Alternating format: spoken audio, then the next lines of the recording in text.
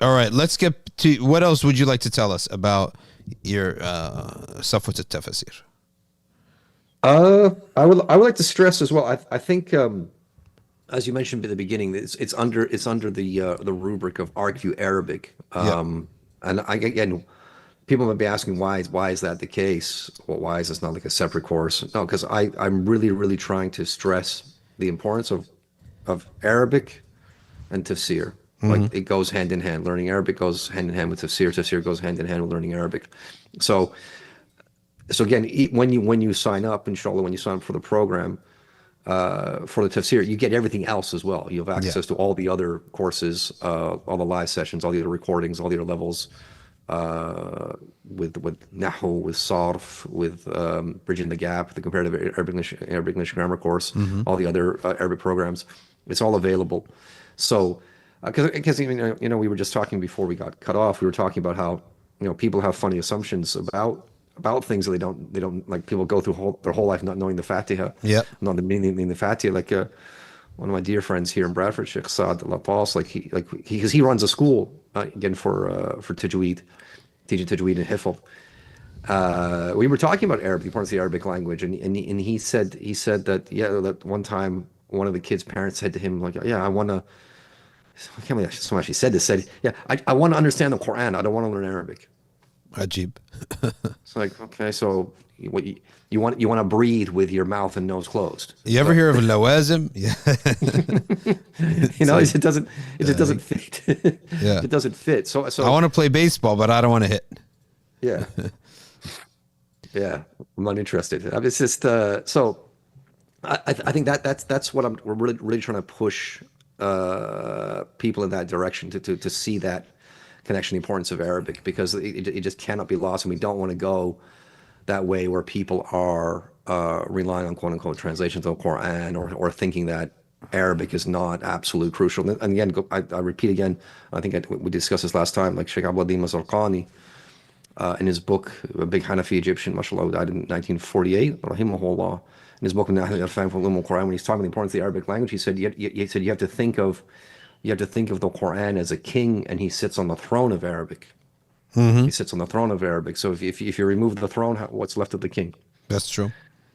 So that's They, it. they also we learn Arabic so much easier if there you learn the language so much easier if there's a reason to learn the language. Mm, Like that's one of the things. Like I noticed a lot of shabab, they're not good at school, mm, and they come into Islam and Deen, and they're like burning everything up. Like they're tearing it up. mm. Well, to use a better term, they're like eating it all up, Yeah. and they're speaking another language, and their parents are like, we cannot believe this person who barely eked into school, right, is speaking another language, a classical language, and reading it. And the answer is really simple. Your kid wasn't good to school because had no reason to do it. There's no motivation. Mm, You give him a religion, it's like life. This is the purpose of life. This is the creator. This is we're talking about eternal life is afterwards, right? Based upon this, he's got a huge motivation, right? This yeah. is the That's an path incentive. of your creator. He's laid Mm, down for you. So now he is whizzing through knowledge. And that's mm. one of the big problems with education. Secular education never gives a motivation. Like, what is the motivation other than to get a job, to pay taxes, to recreate the system, right? Yeah. Yeah. Just to be a cog in the wheel. Or just to kill time. Yeah. Sometimes it just feels like it's just an expensive babysitting service, Oh, or that's totally. yeah, just killing time. I think also just to follow on your point, because I'll share this clip with you. I was sharing it with all my students on the ArcView WhatsApp groups. A study that was done showing how, Arabic, unlike most languages, it sort of activates the left side of the brain and the right side of the brain and the frontal cortex. Whereas a lot of languages, they just stick to the left side of the brain. So Arabic actually activates that. Tell me about that. How does that happen? Just because of all the structure and the fact, it's something. It is something to do as well with the fact that you write Arabic from right to left, right? That's a huge part of it. Because I've come across, because there's something about going from right to left, which is part of the fitrah. Subhanallah. If I could just expand on that, because one of my teachers mentioned to me a long time ago. He said that he knew someone, again, from the U.S., who was dyslexic in English but not in Arabic. Right? Dyslexic in Ajib. English but not in Arabic. That's crazy. Right? And then I came across, and then I think I was told that like Japan had a similar situation because and then when I was teaching Arabic, I was teaching Arabic at Nottingham Trent University between 2006 2008, and I had a Japanese colleague who was teaching Japanese. I was in charge of Arabic, he was in charge of Japanese. So I sat down with him in a chat, and I said, tell me, I said, is it true that dyslexia in Japan started after the colonialists made you write your language the other way around? He's like, yes, that's absolutely true. Insane. Right? Because they go down the page, but again, Yep. they used to go from left to right. But then the Europeans, those lovely people, they made them go from the other direction, go from left to right, and then they start getting dyslexia and other like Subhanallah. learning problems, right? Uh, That's that language. So Arabic, as we know, goes from right to left, but also just the structures of the fact that it's so well patterned. Yeah. With the roots, with the way you build up from a triliteral root and you expand outwards, the grammatical rules, everything fits. It's like therapy for your brain, right? Just using Arabic, reading Arabic, writing Arabic. It's therapeutic. It's a toxin. It's a tonic. It's a tonic for your brain. It's improving your brain. So I'll share that study with you, and it's just like it just has that amazing factor. And again, all these indications of where of like how we have how do we produce so many brilliant ulama? How do we produce so many brilliant thinkers? And how the lack of Arabic shows. Yep. You know, back in the day, they looked at the a child in Egypt who memorized the Quran at the old what's called the Kutab system, which is basically you sat and you were drilled in surahs all day and all night, right? You did this, and you would recite something maybe 300 times before Dhuhr, then take a break, then after the sun sets a little bit or sun is not so harsh, you recite it to the Shaykh again. And that's how you memorized half a page. And within you do this every day, and they didn't have a such thing as vacation. Friday was only vacation. So you do this by 3 years of doing this, you memorize the whole Quran. They said that those kids had a vocab hovering around 10,000 words by age 7. Because the kid would start this at age 5. Be done by 7, 8 years old, he's finished the Quran. Hifz. He'd have vocab about 10,000 words. And he'd have stories to tell and wisdoms to talk about because for the content of the Quran. And when the colonialists came in and they made people ashamed of that and they fought that, and some of the weak-minded people in Egypt bought onto that, they canceled the kutab. And it became only a thing for the farmer class of people, the poor. At that point, the average vocab of a kid at the same age was hovering around 4,000 words. So where's your nation going to go when the starting point of your kids has dropped in terms of the vocab that they have and the ability to speak, the words that they know by more than 50%? Yeah. Right? You cut that by more than 50. So the colonizers, the French and the British, they really knew what they were doing. There was the Jesuits in France. There was a Jesuit priest who was part of the colonizing project of Algeria. He said, you will defeat the Muslims when you take that turban off his head, the beard off his face, and the beads out of his hands. You'll know he's defeated. Like those are the hallmarks. It doesn't matter what he says after that. But if those 3 markers are there, let me tell you something about Arabic that's so amazing of how the articulation of Arabic. You have 3 words in the Quran that are used. You have Mustafa, Mujtaba, and Mukhtar. And Murtada. You have 4 words. Murtada in Arabic. Mukhtar, Mujtaba, Mustafa. So what's the difference between the 4 of them? Mustafa, chosen for purity. Chosen because he's pure. There are no defects or blameworthy qualities. Mujtaba, chosen to be drawn near. as opposed to an ambassador, you choose him and send him away. Right? SubhanAllah. Murtada, chosen because he's pleasing to you.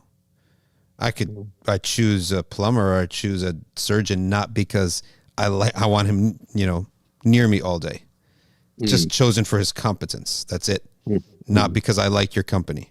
Murtada, chosen because his company for you is rida, is pleasing.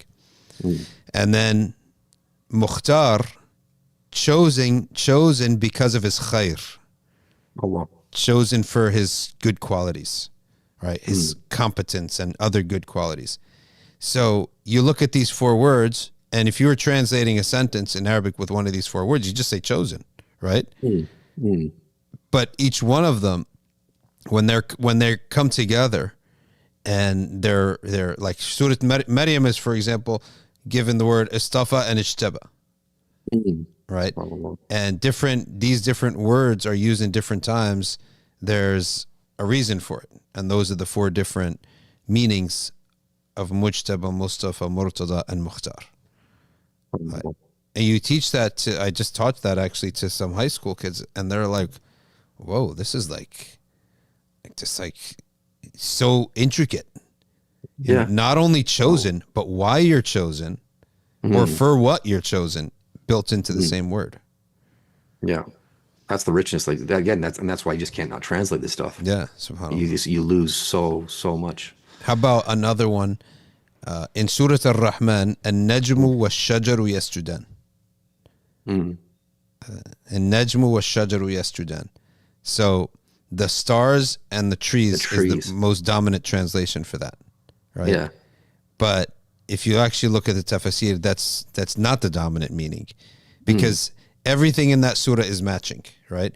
Where is the matching? Where's the correlation between stars and trees?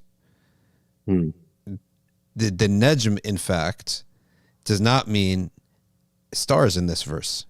It refers to trees that grow on their stomach, vines, basically, like crawlers. That's what a Najm is. Oh, wow. Like ivy. Yeah, like ivy. Yeah. And shajar is what stands upright. So it's talking about both types of vegetation. Najmu wa shajar yasjudan. Yeah. When you go into the Quran, you see so many like intricate little details that are amazing. Yeah, subhanAllah. SubhanAllah. We can go on all day. We can go on all day. How about this one? Surah Al-Baqarah. وإذ قتلتم نفسا فادارأتم فيها والله مخرج ما كنتم تكتمون فقلنا اضربوا بعض كذلك يحيي الموتى ويريكم آياته لعلكم تعقلون ثم قست قلوبكم, then your hearts became hard. فهي كالحجارة أو أشد قسوة. Yeah. So the ulama now have a theological question mark here. How can God say that their hearts are hard as rock or harder? So does he not know, right? Does he not know? And so the answer to that is that there is a type of eloquence in the Arabic language, balagha, which is known as idkhalu shakki fil yaqeen. SubhanAllah. Right? Inserting doubt uncertainty. Yeah. So it's really what it means here is their hearts are as hard as rocks? No, even harder. Right? Allah. And the human doesn't know what's harder than a rock, right? Yeah. We don't know what's harder than a rock. So a rock is given originally as the metaphor, and then they're even harder than that. So that's an interesting thing. And the Prophet ﷺ uses that balagha too, when he says, I received a dream of Aisha given to me in a silk bundle. I opened it, and lo and behold, it was Aisha. And then he says, if this dream is from Allah, he will make it happen. SubhanAllah. So again, how can a messenger not know that the dream is from Allah? Like clearly, you know how to interpret revelation. For example, the Prophet doesn't receive Quran and says, if it's from Allah, recite it, right? He knows it's from Allah. And he knows this dream is from Allah. And the dreams of prophets are truth. It's not maybe. So they also say it's idkhalu shakki fil yaqeen. It's showing that you believe something so much that you put it in a question form. Yeah. Okay. It's almost, they say, and someone recites so well or present something so well. And you ask the question, is this not a great reciter? Yeah, Right? exactly. Yeah. Well, you know it is a great reciter, but by putting in a question form, then you're actually increasing it. Yeah. It's emphasizing it even more. SubhanAllah. And then let's take one more while we're at it, while we're at a roll here. Then Allah Ta'ala makes the rocks innocent. In the same verse, he said their hearts are hard as hard as rocks or harder. But then he then actually shows you that rocks are good. So he's basically making the rocks innocent because the rock is hard to fulfill its function on the earth. And he says even such rock you can benefit from. And he says there are rocks, rivers from which rivers pour forth. There are some rocks that crack open and have water inside them. And then there are some rocks that collapse out of fear of God. So Mufassirin say this has two meanings. The number one meaning is these are just a sign from Allah telling us literally what are happening with the rocks on the earth. So this is about rocks on the earth. There are some rocks from which rivers pour forth, and that was through miracle, the time of Prophet Musa alayhi salam. And the rock poured forth from 12 different parts of the rock so that the Bani Israel can get water. And then there are rocks from which water pours forth and rocks that collapse from mountains. So these are all physically true. But more importantly, and is the... You good? More importantly, how are these rocks a similitude for the believer's hearts? This is amazing. He says here that the rock from which rivers pour forth, the water goes out to where the people need it. That's the da'iyah. Allah. He goes out to the people. Imam al-Haddad says the difference between the scholar and the da'i, the da'i goes out to the people. He goes to them, speaks to them in their language and what relates to them, convinces them. So, وَمِنَ الْحِجَارَةِ مَا يَتَفَجَّرُ مِنْهُ الْأَنْهَارُ, from there are rocks that water pours out from them. A river pours out to the people. And then مَا يَتَشَقَّقُ فَيَخْرُجُ مِنْهُ الْمَاءُ. Then the other analogy of the rock is that which cracks open and there's water in it. So the difference here, that's the rock and the water that you have to come to. That's the scholar. Imam al-Haddad says the scholar stays put and people come to him. The da'iyah goes out. And then lastly, مَا يَهْبِطُ مِنْ خَشْيَةِ اللَّهِ. That's the one who the light of piety shines so bright on his heart and his mind, he couldn't do anything except worship Allah Ta'ala. He doesn't do dawah or teaching. And that's the zahid and abid. Subhanallah. Jameel. Subhanallah. Jameel. SubhanAllah. So we could keep going. Yeah, subhanallah. Once you open up with this, it's nonstop, and that's why the Quran literally is an ocean like that. So, how are you going to do this? Are you going to share? Someone's asking, what is the prerequisite number one? What's the prerequisite for this course? No, there are no official prerequisites. No official prerequisites. Obviously, knowing the more Arabic you know, the better. Yeah. The structure will be to put the tafsir on the screen, and we just reread the Arabic and we translate. So you're putting a PDF up? Yeah. And going line by line. I'm telling you this. Is there tashkil on the PDF? No, I'm not gonna. No harakats.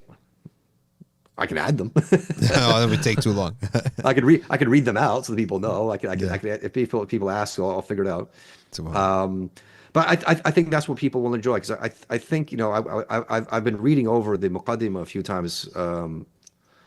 Shaykh Mahdis his introduction, and the whole thing took him 5 years.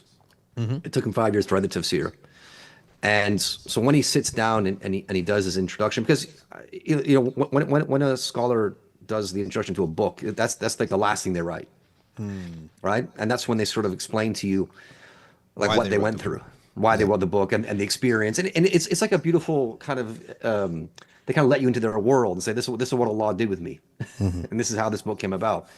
So you have to think, for him, he spends 5 years just doing tafsir, just researching tafsir, spending time with the likes of someone like Imam al-Qurtubi or Imam Kathir or the Tabari and al-Razi and all these giants. So just the first line of the Muqaddimah just kind of knocks you off your feet because he just starts off and he says Alhamdulillahi alladhi anara qulubi ibadihi al-mu'minin bi nuri kitabil mubin. Subhanallah. Right, so like praise be to Allah who enlightened or illuminated the hearts of His believing slaves with the light of His clear book. All right, like this is what he's come to after all that study, all that work, all that effort, and he's just praising Allah for that experience. That just to spend all that time with Allah's speech, to spend all that time with the mufassirun, to put all that together, and then he just takes it from there and explains why he did what he did, what he noticed, why he saw the need for this, taking advice from people, and why it's called Safta Tafasir. Like again, because we're looking at the pithiest bits, the best bits, the cream of the tafsir literature, and giving it to you in a nice, easy, digestible fashion. And that's why we're trying to do it. We're trying to do this like on a weekly basis. We want to do an hour a week. We don't want to overburden people. We don't want to intimidate people. We want to go at a nice, gentle pace. We don't want to feel that we're, yearning for more. On the same time, we don't want to feel that we're taking on something too much. We're biting off more than we can chew. And we just ask Allah for the tawfiq to finish it, because I think that's just an amazing thing. Like I was saying to one of the students on the WhatsApp group 2 days ago, I said, just think, like, if we can get this done, if Allah gives the tawfiq to get this done, we go back to Allah and we say, we didn't just read your book, we took the time to actually understand it, we took the time to reflect on it, we took the time to make sure that we know what every word means. What time is it in England to this class? This will be 11 p.m. This will be 11 p.m. Saturday. So basically, after you've done all your Saturday business with your family, then you open up Kajabi, and you get into ArcView, and you go into Shaykh Mahdis' room. Which room will it be in? It's 501. We call it 501. It's 501. Its own room. Its own class. Yeah, ArcView Arabic 501. Safta Tafasir. Very good. You know what? And that is minus 6 p.m. Saturday. Yeah, 6 p.m. New Jersey. Yeah. I might have it pop into that. No, I might pop into that. I'm not kidding. Right? It's 1 hour. No, I might. Me and my kids might pop into that so that we can learn. But a whole purpose of this live stream and this podcast, it's almost dawah to knowledge. Right? Yeah. It's Muslims who are, they're in Islam, but we're telling you, knowledge is the path. That is the path. Some of the scholars said, if the fuqaha aren't the people of Allah, the awliya Allah, then He has no people. Others said, if the hadith scholars are not the people of Allah, if the huffaz are not, all of these are the people of Allah subhanahu wa ta'ala. So, and the ethic is very important. One of the things is that this is a non-stop thing. The ulama never have a concept of graduating. Yeah. There's no such thing. There's just a period where you studied a bit more, then you had more responsibilities in life, and so you studied a bit less. But for example, in Dar al-Mustafa, I pointed to a 74-year-old student enrolled, sleeps there, 74 years old. In one of the majalis of the classes on Sha'rani's Kashf al-Ghumma, one of the men reading was an owner of a shop. And this is after Fajr, so he comes praise Fajr at Dar Mustafa, and he was there, so he was the one reading the hadiths, right, to the Shaykh. And he's the owner of a shop with a white beard, right? So it doesn't stop. It never ends. And if you're someone who works, if you're somebody who thinks, oh, I can't be a student because I have this Western concept of student where you need to be young and to be doing nothing else for 4 years, you've got it wrong. It's not the case how it is at all. One of your teachers, I believe, Shaykh Samir al-Nas, isn't he one of, did you cross paths with him? Shaykh Samir al-Nas? No. Okay, so, but in Syria, Shaykh Samir al-Nas was a medical doctor. Yeah, mashallah. And he took the classes, but he never stopped taking the classes in the masjid until he's now a sheikh. Yeah, And Shaykh Yusuf Gabr is Shaykh Yusuf Gabr is the same. He's a surgeon. yeah, subhanallah. He's another one the same. Subhanallah. Yeah, 'cause that's another thing that again we these should really stress. People need to get out of that funk of thinking that Islam has to be studied and practiced in like some pristine environment, far away from everyone else. Like, no, it Yep. has to be done. You just put it in your as part of your daily life. It just fits in. Yeah. You just have to do that way. Like I was talking to one of my teachers not that long ago because we were looking at Khatib al-Baghdadi's book, Kitab al-Mutafaqqih, and there's all these Yep. narrations that he has in there. There's one chapter all about like seeking knowledge until you die. Until you die, Yeah. like it's never too late. It's never too late. Just put the effort in. Don't think, oh, it's too late. I'll never become a faqih. It's not the point. The fact is that Yeah. you tried. The fact is you put the effort in. And again, in the UK, he told me about an old man in the UK he started memorizing the Quran when he was retired. He was like in his 80s. Subhanallah. He was 80 and he retired he had so he just got one of the local Arab imams to sit down with him because this was just like his lifelong goal, right? Like just memorize Quran. And he finally had the time, and he would meet with the imam for like between like say 6 a.m. and 10 a.m. in the morning after Fajr, and then you go home to have breakfast. And I think he did it within like just a few years, like I think somewhere between like 2 and 5 years. It didn't take him that long. Amazing.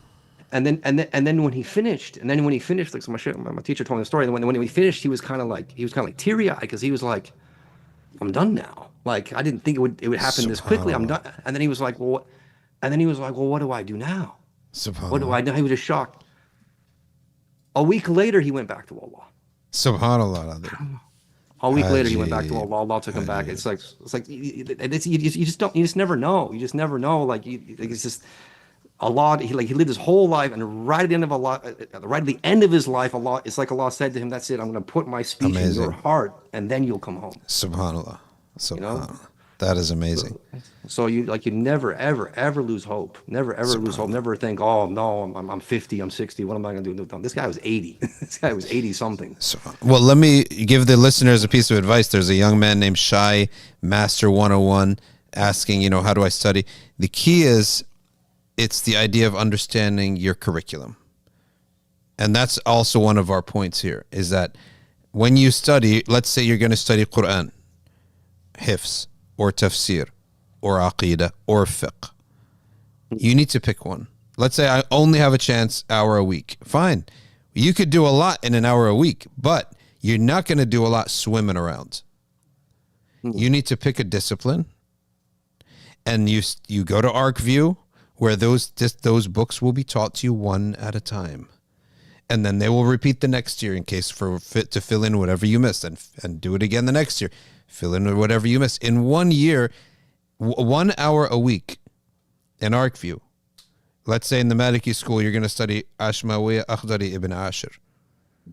You do that 1 year, then listen to the recordings again. Firstly, they're live, virtual, but live. So you could still listen to the recordings a second time, then you heard it twice. Do that course again the next year. You've now heard it 3 times. You should be an expert in 3 books, right? Okay. You're expert in 3 introductory books. Then the next year, you enter to the intermediate level. And 1 hour, if that's all you got, 1 hour a week. The key is build properly, as opposed to put a block here, a block there, a block here, a block there, a block here. You put in effort, a couple of things here and there, but nothing systematic. And that's the whole key. And the curriculum we have here in ArcView, like this tafsir, anywhere you go in the Islamic world, they know this tafsir. It's one of the most famous tafsir in the world. From the contemporary tafsir, Shaykh Mahdis, is there a more well-known tafsir than tafsir contemporary? I would say I would put up there probably obviously Sheikh Sha'rawi, Muhammad Sha'rawi al-Khawatir, Imam Muhammad Zuhaili's tafsirs. They're very well known because he's done 3.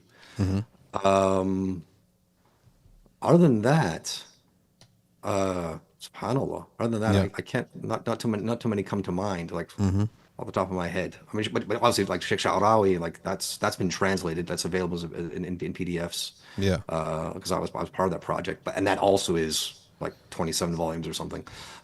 These curriculums and these tafsirs, wherever you go in the Islamic world, you could take what you've learned at ArcView and plug it in. If you go to Pakistan and you say, hey, I studied 2 years ArcView Hanafi fiqh, he's going to say, what book? You're going to sell him Nur al-Idah or Hanafi 101, whatever it is. You plug it in, he's going to know exactly what you said, what you studied, and you continue with him. That's why it's so important to have aligned our curriculum with the global ummah-wide curriculum. Right? This is not some shoot-off thing where you study something so unique you can't transfer it. No, you could transfer this so easily. And all of our ulama here, all of our teachers at ArcView can contact teachers in different countries, and within 1 or 2 connections, the 6 degrees of connection, within 1 or 2 connections can set you up. Yes, so-and-so studied with us, and this is what he knows. That's so important. Right, so that chick will say, okay, I don't need to go with you the 10 chapters. You're on chapter 11. We don't need to review the 10 chapters. So-and-so says you know them well. Let's go straight into 11th chapter, so on and so forth. Yeah. So that's why it's important to have a curriculum. So if you have a small amount of time, you can still become learned if you structure things properly. It's like math. I can't learn an algorithm here, a piece of terminology there, a formula here. It's not going to work like that. You got to take each lesson one at a time. And with Arabic is, maybe I would say something a little bit different about Arabic. It's just a matter of time. Right? And reading tafsir is the best way to do it, because you're enjoying it. Or you're reading this out of joy. Right? And you're learning so much, and Arabic is almost tucked into the whole experience. Somebody is saying here that you did something for the Muslim college. You have videos, acting videos? Nah. Acting videos for the Muslim. What are they talking about? What I'm talking about is it's the British Muslim College. The British Muslim College. We're doing an online course, diploma course, and myself, it was the other teacher and I. We just did some videos to promote the stuff. Okay. And we were just tell us about British Muslim College. What is that all about? Okay, so British Muslim College is the online version of Bradford Muslim College. So the city I'm in, Bradford, they have also face-to-face program. It's like 3 levels, like a diploma course, 3 levels, like foundation, intermediate, advanced. And it's like 36 weeks in a year, 2 hours every Saturday. And you do 2 courses every week, or every 12-week term. So 3 12-week terms, you do 1 hour of each course. So you complete 6 courses in a year. And then British Muslim College is like the online version of that. But where do they do it? Do they rent out space? Oh, well, they have Bradford Muslim College. They have their own venue. They have their own really. They have their own building. They have their own building, mashallah. They have their own building, which they recently moved. It's a new one. They recently moved in. I think that's in the last year, with a massive prayer hall and various classrooms and a cafe, and it's a very nice place, mashallah. Ajib. Very, very, very nice setup. So you have 2 colleges in Bradford. Yeah. Don't you have Mustafa Mount? Yeah, Mustafa Mount. It causes confusion sometimes because the way this is where it causes confusion, because you have Bradford Muslim College is in the same building as something called Al Mustafa Center. Okay. Al Mustafa Center, which also has a mesh, and that's like a kids madrasa. That's like a kids madrasa where they go in for their hifd. And then the Bradford Muslim College is the adult education, and then obviously British Muslim College is virtual. And then Mustafa Mount and Al Roda Masjid, which has a similar name. That's also in Bradford. That's a separate school. They have also the that's part of like the Greensville Trust, and their programs. And I think they also have like they've started like a kids school, like a primary school for kids, and then they've also other programs. So Bradford Muslim College is a whole Ahl Sunnah center, Dar Ulum type of thing. Not necessarily Dar Ulum. Mahad? Is it a Mahad? You call it Mahad. You can think of it as a Mahad. Yeah. But it's just adult education in the city center, right? Like in the city of Bradford, and it's just for people to come on their weekends after hours. Yeah, after hours. It's very similar to ArcView. It's very similar in the way it's set up. Like you have courses and you attend them, and you get a diploma at the end of it. And if you want to do exams, you can. It's right. We don't. Students are not asked to commit several hours a week Yeah. to it, but it's to help people fit it around their working lives and their family lives and stuff like that. And it's what they've done. Much less they've created a really nice just community. It's just in addition to just the education, the teaching, it's just a really nice community they've created. Like where believers just come together and they help one another out, and because they do, mashallah, they do a lot of community work, a lot of charity work, Amazing. clean up the streets, community outreach, all kinds of things, and it's just really, really. What I've noticed, because I've been around them with like the past 2 or 3 years, what I've noticed is that some people just keep coming back and back, even though they've done the course, they'll just do it again. Right? That's the right way to do things, because that's how you literally will. You don't study something to remember it. You study something until you can not possibly forget it. Yeah, Like just like Fatiha, you cannot possibly forget Fatiha.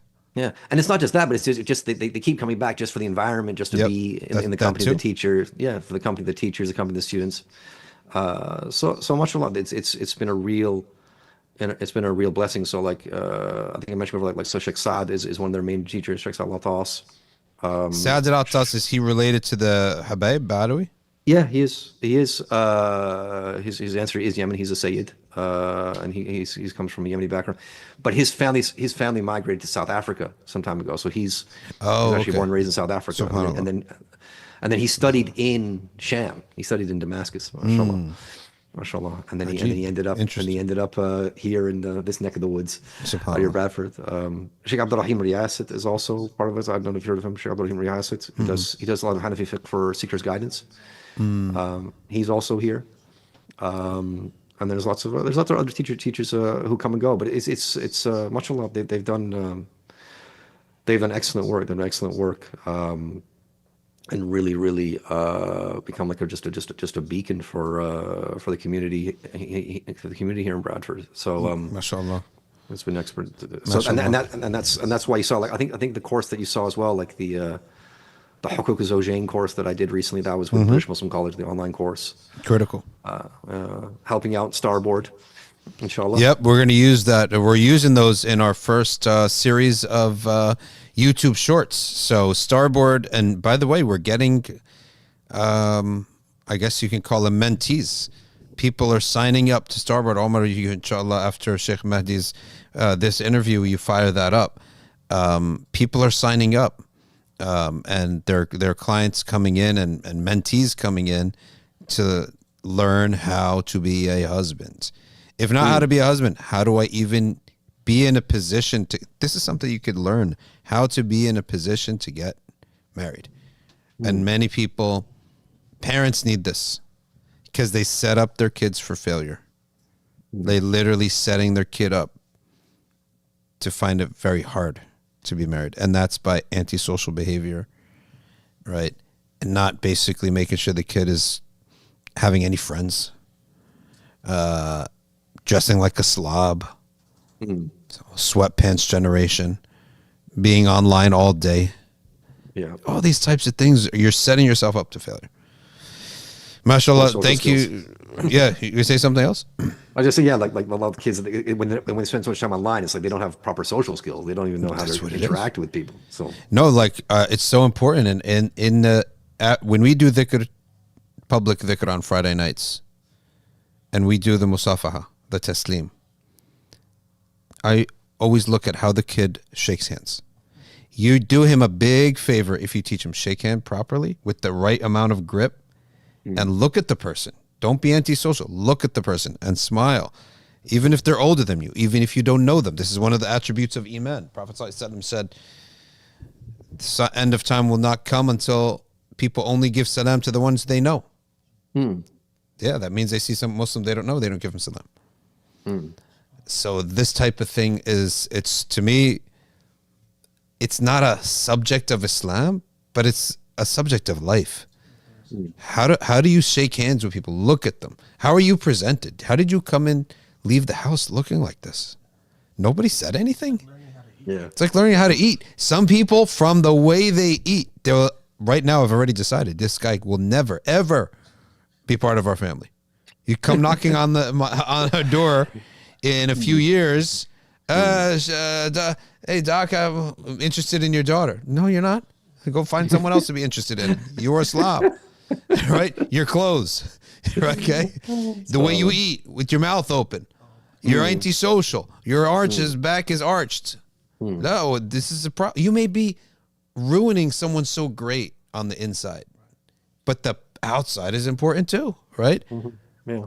You know, I'm not just going to look at your insides. I'm not your creator to do that, right? I'm looking at your outside too, because I got to deal with you. I got to say, hey, this is my son-in-law. They're going to be like, that's your choice? You accepted this, right? It's not acceptable. So the khalq, we created beings, will end up looking at your outside before your inside. What is my business with your inside? I don't see your inside. See your outside, right? So akhlaq may be wonderful, deen may be wonderful, but all of the packaging is a disaster. I can't accept it, right? SubhanAllah. So, We have 2 questions for Shaykh Mahdi. What are they? Someone's asking if the ArcView Essentials Arabic, if that bundle... ArcView Essentials and Arabic, yes, you will get...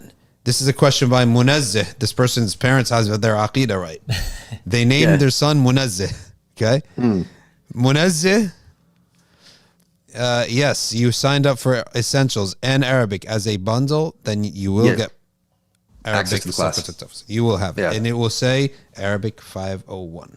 Yeah, Remember 501 Levi's 501 jeans? Yeah. Okay, what's the second question? Someone's asking, when is Shaykh Mahdi coming to the U.S.? Okay, when is the next U.S. tour, by the way?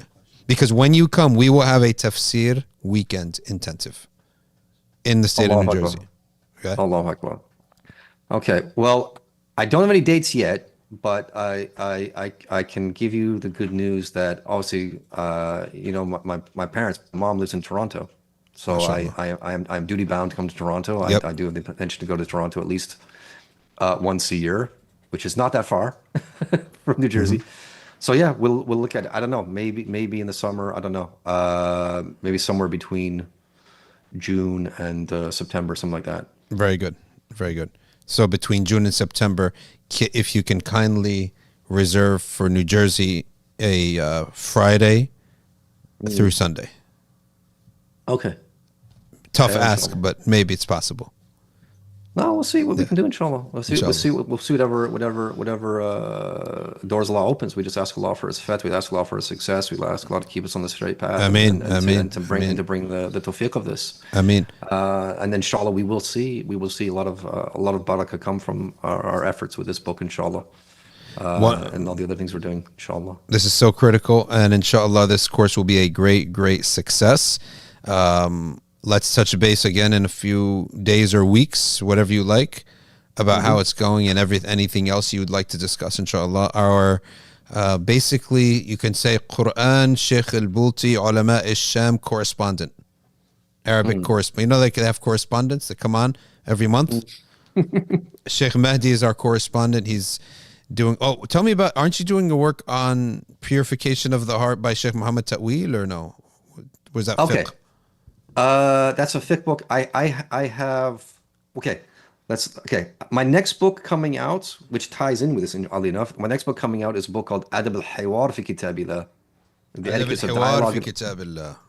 Etiquettes of Dialogue in Allah's book. It's a short book by Imam al-Bulti. And we're including the Arabic text. We've included the Arabic text, fully vocalized. Okay. Fully vocalized. So this will be like a nice aid for Arabic students, be like an Arabic reader. But again, touches on how Allah talks to people and how we are supposed to talk to the unbelievers, or how do you have da'wah?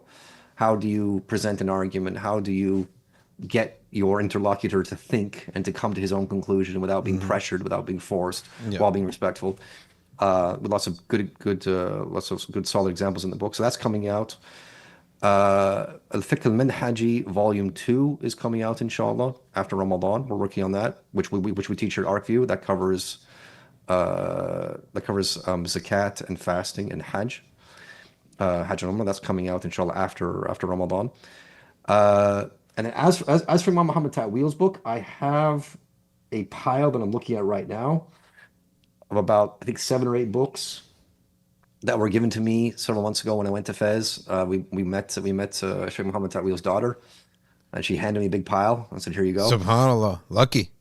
Yeah, because again, my teacher said Ali Filali, he was very close to Yeah. Imam Muhammad Tawil, alhamdulillah. So we went to the house together. So there are various fiqhi topics. I think the one that you and I need to discuss, Dr. Shadi, is we need to talk about the one called Khasas al-Madhab al-Maliki.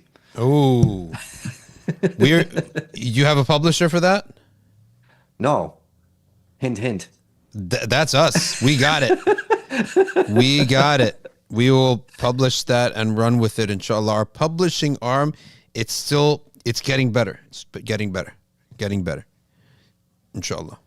Yeah, alhamdulillah.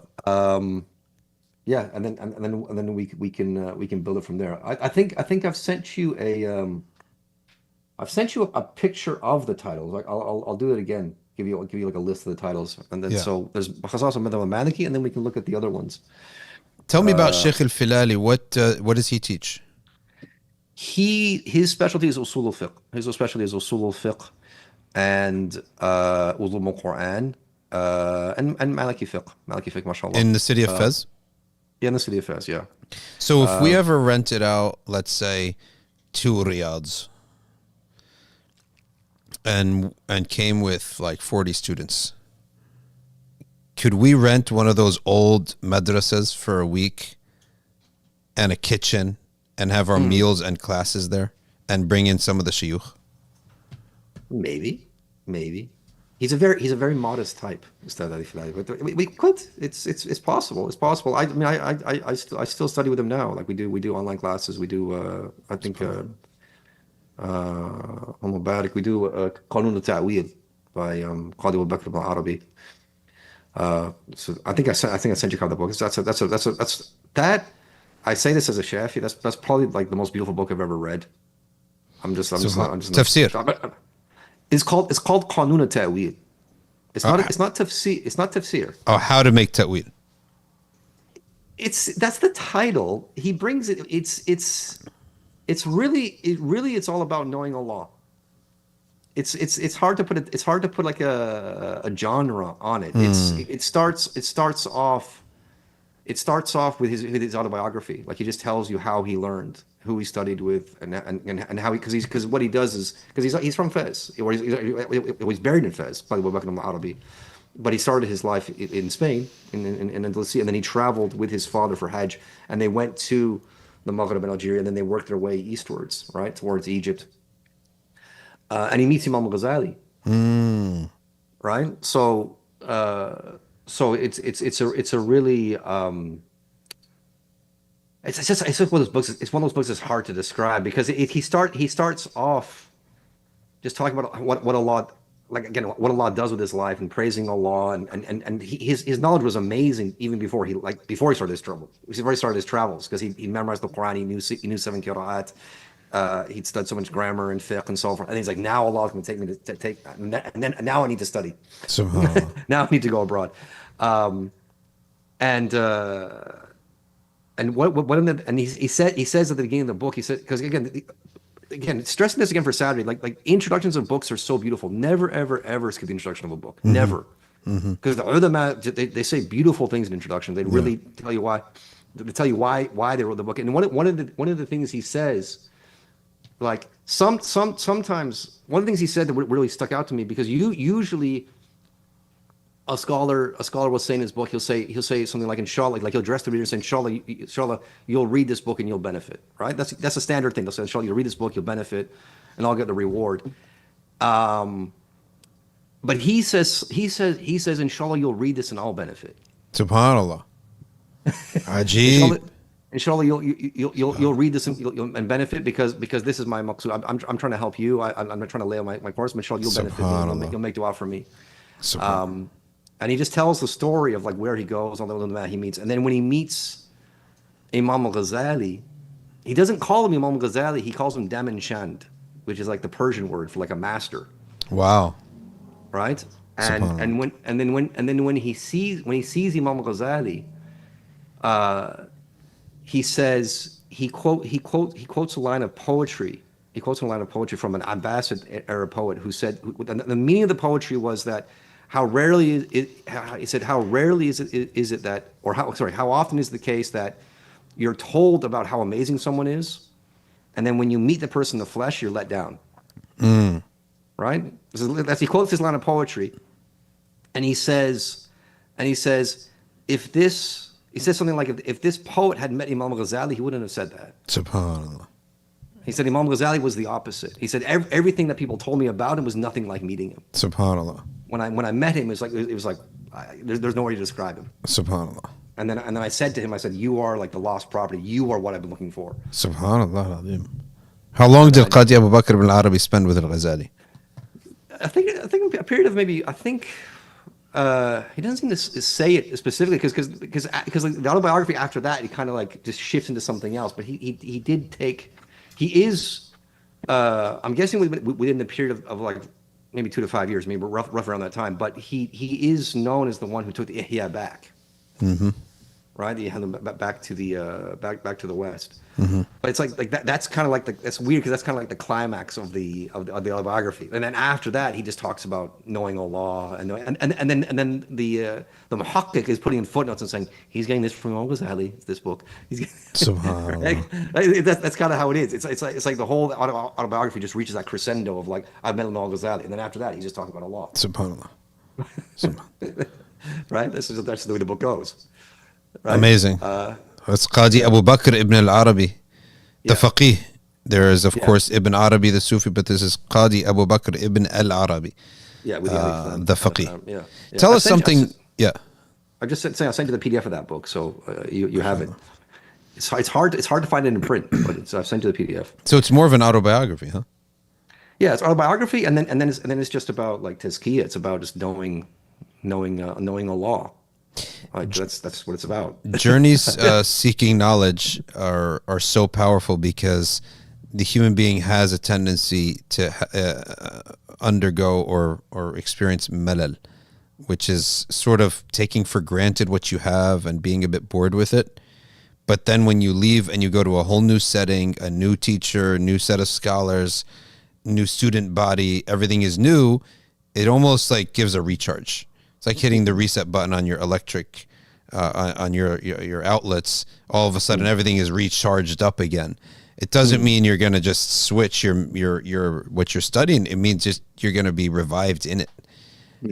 And sometimes the light from those places that sort of catches onto you, and you feel that matters of the dunya aren't really so important to me anymore. I'm not even trying to be a zahid. I just don't care about certain things, and I really care about other things. Well, that's why these journeys are so important. But in the meantime, we use the internet and the technology Allah gave us. Yeah, well, did you have a question you were asking? I was going to ask you about Qadi Abu Bakr. It's a bit of a controversial thing, but some people, they quote something about him related to the Ahlul Bayt that would make a sort of like a stain upon him. And I've read actually that he was quoting some. Do you know anything about it? That there's a makhraj for it. There's a way out for it. That it's not what it appears to be. I've never come across that. I could ask. Ask my teacher. He would know. Filali would know. Sheikh al-Filali would know. Yeah, I could ask him. We've never come across it. We're just basking in the book. we're just finding it so beautiful and so meaningful and just so unbelievably beneficial. Amazing. This Al-Qadi Abu Bakr is definitely just a man of Allah. Subhanallah. I don't know what else to say. Yeah. Amazing. All right, I'm going to read it if you send it to me, inshallah. Yeah, inshallah. I'll send you the PDF again, inshallah. Sounds good. Inshallah. All right. Thank you so much for coming on. It's been a while. We've had you on for almost an hour now. So thank you very much. Jazakallah khairan. Thanks for coming on. All right, inshallah. Barakallahu feek. Assalamu alaikum. Wa alaikum salam wa rahmatullah. All right, there you have it, folks. And you can hop on with Shaykh Mahdi, 6 p.m. GMT. No, sorry, 6 p.m. EST. 11 p.m. GMT. 11 p.m. GMT. All right. And 6 p.m. EST. That puts us to 5, 4, and 3 o'clock PST, Pacific Standard Time. So if you're out in California, this is a 3 o'clock class for you. If you're in mountain time zone, MMT, mountain time, whatever they call it, that's 4 o'clock. If you're in central, that's 5 o'clock. You see the algorithmic pattern here? We're adding 1, right? If you're out in the Atlantic Ocean on a boat somewhere, right, it'll be 7 o'clock. If you're on an ark, all the way over till England, it's 11 o'clock. We only have time for a few questions. Starboard, okay, but we're getting, mashallah, people are signing up. People, they're trying to learn how to be married. And when they are married, they're taking their premarital course, or they're already married and they want to take the course. It covers emotions, spirituality, religion, finances, in-laws, communication. It's such an important course. You could take it from different teachers. We'll do Patreon later because I want to overload and distract. So that's starboardmarriage.com. Go there and sign up and take. You don't even need to be, you could be like, I'm about to get married in 2 years. But this at least will, you don't, when you want to be a doctor, you don't go to the MCATs right away. You don't take your exams right away. You have to be prepared for it. So you could be 2 years out and still take this class, and one of the guys will show you how to be marriage material so that you hit the ground running. All right, let's go to some Q&A.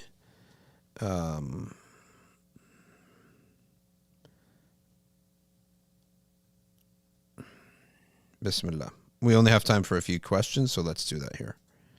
Bismillah.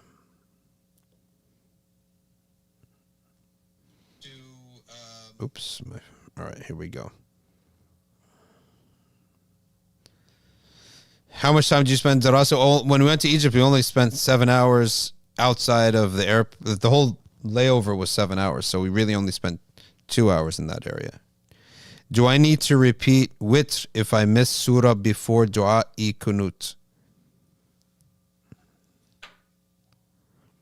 This sunnah mu'akkada. Do you need to repeat it if you miss the surah? Then you need to do sujood as-sahw. Sujood as-sahw. Not repeat the whole witr. Because you missed a sunnah mu'akkada. In a sunnah mu'akkada. If it was a nafila, then no. But sunnah mu'akkada. Lemony.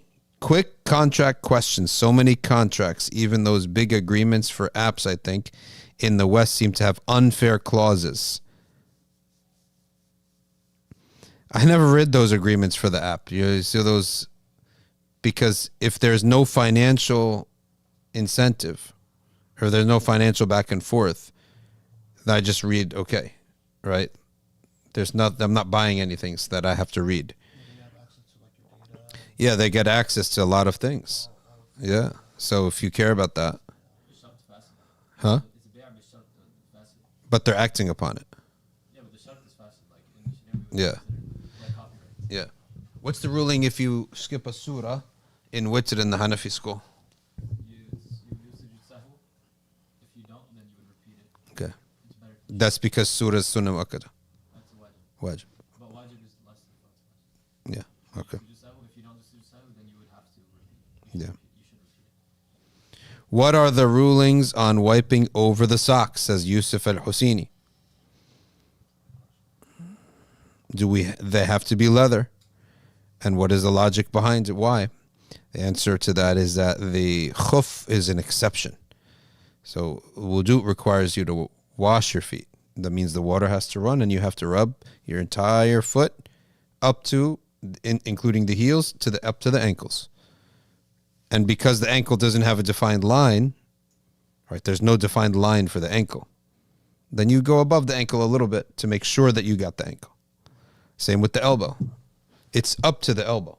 Up to and not including the elbow. But where is the elbow? There's no defined line for the elbow. So that means we go a little above it to ensure that we've gotten the basic. Unlike the jaw, where there is a defined line. The face has the defined line. There's a clearly defined line here. Hairline is known. Ears. The temple is known. but other parts of the body is not known. It's not a clear line. So you go above it a bit. But the Prophet ﷺ permitted wiping over the khuf. The khuf was a leather sock that went above the ankle that they used to wear. So that's an exception to the rule. Now, when we talk about exceptions, there are two different approaches to it. Malik had the approach that it's an exception with nothing else. There's no rule to it. But the other ulama said, no, there is a rule to it. Whatever is the reason for the unique feature of the khuf. If that unique feature is found in something else, it applies to that too. So then some of them said it's anything that you could walk with. It's like a sock, it trans between a sock and a shoe. You could walk a long distance with it. So anything, even if it's not leather, then you could wipe over it. Others said the illah for it is waterproofness. It's waterproof. So if you have waterproof socks, you can wipe over that. And waterproof socks now are getting thinner and thinner and thinner and thinner. And you find them in the kayaking world. Canoeing and kayaking websites on Amazon now. And now they even call them wudu socks. And so you ended up with different opinions on whether or not you use the khuf as an analogy. Or was it simply an exception and that's it? So that's where you get difference of opinions on it. And so the sock is another mas'ala, which is the jawrab. And you have to ask the Hanbali scholars what are the conditions, because I don't want to speak on their behalf. But they allow wiping over the sock with conditions. Ask them the conditions. Okay? Maybe we'll get a Hanbali faqih, we'll have Hanbali QA. Hey, that's a good idea, right? That's a good idea. A big Shaykh Noah Sanders, and we'll do rapid fire QA. We met him in Medina. MashaAllah, that's great. So, for Malik, it has to be leather. For the Shafi'iyya, it just has to be waterproof. What is the ruling for the khuf in the... There are conditions. One of them is that when you wipe, the water doesn't seep through. That you can walk in it like a for the Hanafis, distance. It's waterproofness and walking. Long distance, you can walk in it. What's a long distance? I forget. A full day? They give exact. They give like certain measurements. It's not coming to me, but is waterproof in what? Dipping your foot in water or the wiping? When you wipe it, that water. Okay, so that's not hard. It has to be like really thick. The fact that you wipe really thick cotton socks. Hanes sports socks. Form, for example, they have many. It has its own many conditions. Yeah, there are many conditions you can check. Check the Hanafi books. Yeah. All right, let's take this question. Can someone wash their hands and feet one time in wudu? Yes, of course. And by the way, if you're camping or you live up in the mountains and there's no heat, and making wudu would physically make you sick, then such people in the old days we used to make tayammum, because they would not be reasonable to light a fire and wait every fajr or keep a fire overnight. So they used to make tayammum. Okay, we're back. Okay, good. All right, very good. An acquaintance says Soundscapade, an acquaintance left Islam and is trying to get back on deen, is having trouble keeping up with salah. He says he hears noises and sees shapes after praying, and he's given up for that reason. Well, when someone's trying to get back into the religion, I'm not going to answer for this brother, but I'm going to answer in general. When you want to get into anything, the best thing to do is hang out with the people who are already at the destination you want to be at. If you want to be buff and built and really super in shape, make friends with those guys and hang out with them. Eventually you'll catch the vibes that they're on, and you'll love going to the gym, and you'll be a spotter, and then within a year, you'll be on your feet. But if you just buy the equipment like most of us do and watch the videos, you're not going to get anywhere. Buy the $4,000 LeBron James machine on the wall. What is it called? What is it called, that thing? Yeah, everyone's going crazy. It's almost like someone, I really want to learn. I'm going to buy the books. You're better off hanging out with ulama. Go travel and visit and sit with scholars. Go to the local scholars, right? That's the right way to do it. Secondly, issue of seeing shapes and sizes and seeing noises is this needs medical attention. Needs medical attention. You can see both a psychiatrist and you can see a sheikh, a raqi, as long as he's a known pious Muslim raqi scholar. You can see a raqi and you can see a psychiatrist. The two shouldn't, inshallah, contradict. Sometimes there are physical mental illnesses, and sometimes there are spiritual illnesses, and they usually merge. Check your glucose levels.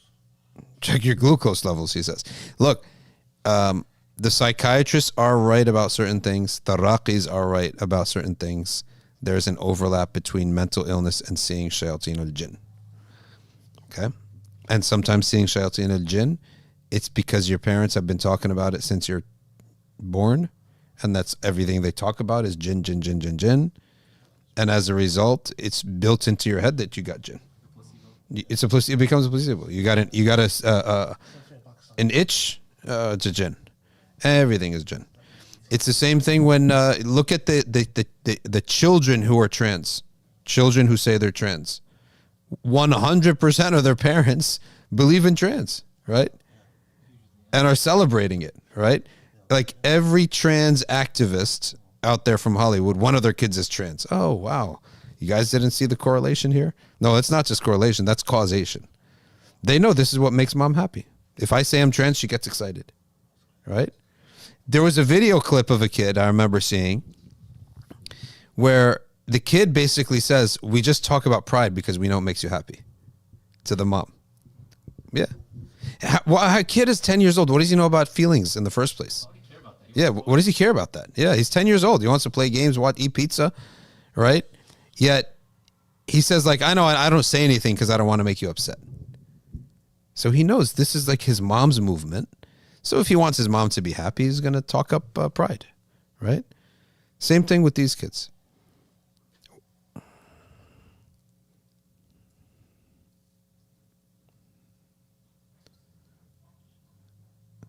My kid asks if Allah is in outer space. How should I explain it to him? He said, tell him Allah created outer space and that Allah Ta'ala is not in any location. And he's transcendent above all of this, beyond all of this, as the creator of it all. How can the creator be inside of his creation? Creator is not inside nor outside of his creation. This is a doctrine called hulul. Hulul means to say the creator entered his creation. Can you take the infinity and put it in a finite set? Right? So the creator is transcendent, munazzah an az-zamani wal makan. Just like that brother's name is right there, munazzah. Okay? His parents knew what they were doing. My dad believes that it is haram for Muslim women to work around men, such as in a cafe and interact with male customers. Is this correct? Well, interacting with men without a reason, or looking at them, or excessively, or in such a small area like behind a counter to the point that you may be bumping into each other all the time and are very close proximity. Yeah, there's kalam about that, for sure. And you can get a variety of different opinions from prohibition to permissibility if there's a need. If there's a need. That not every woman has a wali here in this world that we live in today. There could be a convert woman who's got no wali. She has to work, right? And you have somebody who has no needs at all, and therefore they shouldn't be subject to that.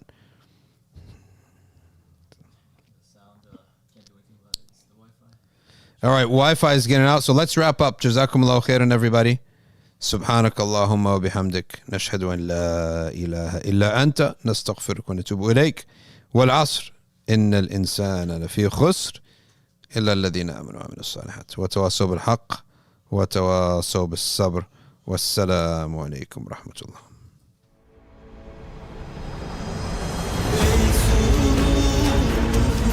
Canı aşkla